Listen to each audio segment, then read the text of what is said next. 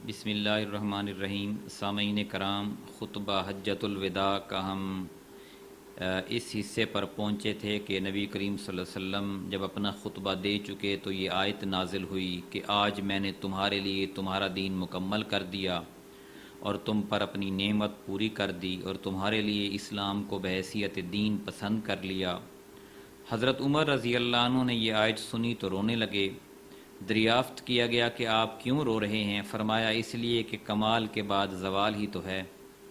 خطبہ کے بعد حضرت بلال رضی اللہ عنہ نے اذان اور پھر اقامت کہی۔ رسول اللہ صلی اللہ علیہ وسلم نے ظہر کی نماز پڑھائی، اس کے بعد حضرت بلال نے پھر اقامت کہی اور آپ نے عصر کی نماز پڑھائی، اور ان دونوں نمازوں کے درمیان کوئی اور نماز نہیں پڑھی۔ اس کے بعد سوار ہو کر آپ جائے وقوف پر تشریف لے گئے، اپنی اونٹنی قصوہ کا شکم چٹانوں کی جانب کیا اور جبل مشاط پیدل چلنے والوں کی راہ میں واقع ریتلے تودے کو سامنے کیا اور قبلہ رخ مسلسل اسی حالت میں وقوف فرمایا یہاں تک کہ سورج غروب ہونے لگا۔ تھوڑی زردی ختم ہوئی، پھر سورج کی ٹکیا غائب ہو گئی۔ اس کے بعد آپ نے حضرت اسامہ کو پیچھے بٹھایا اور وہاں سے روانہ ہو کر مزدلفہ تشریف لائے۔ مزدلفہ میں مغرب اور عشاء کی نمازیں ایک اذان اور 2 اقامت سے پڑھیں، درمیان میں کوئی نفل نماز نہیں پڑھی۔ اس کے بعد آپ لیٹ گئے اور طلوع فجر تک لیٹے رہے۔ البتہ صبح نمودار ہوتے ہی اذان و اقامت کے ساتھ فجر کی نماز پڑھی۔ اس کے بعد قصوہ پر سوار ہو کر مشعر حرام تشریف لائے اور قبلہ رخ ہو کر اللہ سے دعا کی اور اس کی تکبیر و تحلیل اور توحید کے کلمات کہے۔ یہاں اتنی دیر تک ٹھہرے رہے کہ خوب اجالا ہو گیا۔ اس کے بعد سورج طلوع ہونے سے پہلے پہلے منا کے لیے روانہ ہو گئے اور اب کی بار حضرت فضل بن عباس کو اپنے پیچھے سوار کیا۔ بطن محسر میں پہنچے تو سواری کو ذرا تیزی سے دوڑایا، پھر جو درمیانی راستہ جمرہ کبرا پر نکلتا ہے اس سے چل کر جمرہ کبرا پہنچے۔ اس زمانے میں وہاں ایک درخت بھی تھا اور جمرہ کبرا اسی درخت کی نسبت سے بھی معروف تھا۔ اس کے علاوہ جمرہ کبرا کو جمرہ عقبہ اور جمرہ اولا بھی کہتے ہیں۔ پھر آپ نے جمرہ کبرا کو 7 کنکریاں ماریں، ہر کنکری کے ساتھ تکبیر کہتے جاتے تھے۔ کنکریاں چھوٹی چھوٹی تھیں جنہیں چٹکی میں لے کر چلایا جا سکتا تھا۔ آپ نے یہ کنکریاں بطن وادی میں کھڑے ہو کر ماری تھیں۔ اس کے بعد آپ قربان گاہ تشریف لے گئے اور اپنے دست مبارک سے 63 اونٹ ذبح کیے، پھر حضرت علی رضی اللہ عنہ کو سونپ دیا اور انہوں نے بقیہ 37 اونٹ ذبح کیے۔ اس طرح 100 اونٹ کی تعداد پوری ہو گئی۔ آپ نے حضرت علی کو بھی اپنی حدی یعنی قربانی میں شریک فرمایا۔ اس کے بعد آپ کے حکم سے ہر اونٹ کا ایک ایک ٹکڑا کاٹ کر ہانڈی میں ڈالا اور پکایا گیا۔ پھر آپ نے اور حضرت علی نے اس گوشت میں سے کچھ تناول فرمایا اور اس کا شوربہ پیا۔ بعد ازاں رسول اللہ صلی اللہ علیہ وسلم سوار ہو کر مکہ تشریف لے گئے، بیت اللہ کا طواف فرمایا، اسے طواف افاضہ کہتے ہیں، اور مکہ ہی میں ظہر کی نماز ادا فرمائی۔ پھر چاہے زمزم پر بنو عبد المطلب کے پاس تشریف لے گئے اور حجاج کرام کو زمزم کا پانی پلا رہے تھے۔ آپ نے فرمایا بنو عبد المطلب تم لوگ پانی کھینچو، اگر یہ اندیشہ نہ ہوتا کہ پانی پلانے کے اس کام میں لوگ تمہیں مغلوب کر دیں گے تو میں بھی تم لوگوں کے ساتھ کھینچتا۔ یعنی اگر صحابہ کرام رسول اللہ صلی اللہ علیہ وسلم کو خود پانی کھینچتے ہوئے دیکھتے تو ہر صحابی خود پانی کھینچنے کی کوشش کرتا، اور اس طرح حجاج کو زمزم پلانے کا جو شرف بنو عبد المطلب کو حاصل تھا اس کا نظم ان کے قابو میں نہ رہ جاتا۔ چنانچہ بنو عبد المطلب نے آپ کو ایک ڈول پانی دیا اور آپ نے اس سے حسب خواہش پیا۔ آج یوم النحر تھا، یعنی ذوالحجہ کی 10 تاریخ تھی۔ نبی صلی اللہ علیہ وسلم نے آج بھی دن چڑھے چاشت کے وقت ایک خطبہ ارشاد فرمایا تھا۔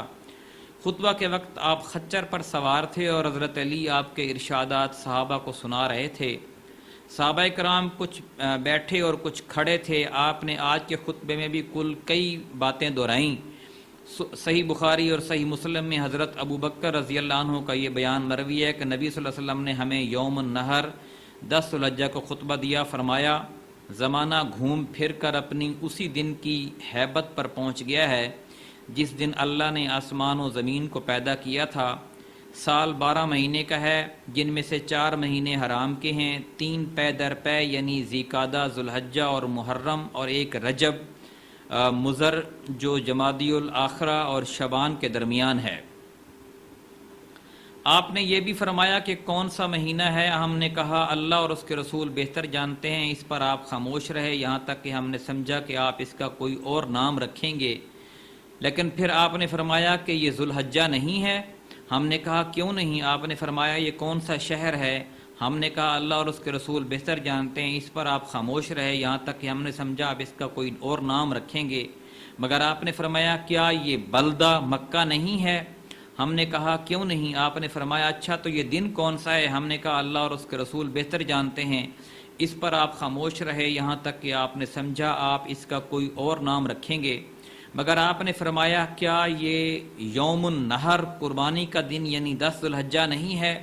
ہم نے کہا کیوں نہیں؟ آپ نے فرمایا اچھا تو سنو کہ تمہارا خون، تمہارا مال اور تمہاری آبرو ایک دوسرے پر ایسے ہی حرام ہیں جیسے تمہارے اس شہر اور تمہارے اس مہینے میں تمہارے آج کے دن کی حرمت ہے، اور تم لوگ بہت جلد اپنے پروردگار سے ملو گے اور وہ تم سے تمہارے اعمال کے متعلق پوچھے گا، لہٰذا دیکھو میرے بعد پلٹ کر گمراہ نہ ہو جانا کہ آپس میں ایک دوسرے کی گردنیں مارنے لگو۔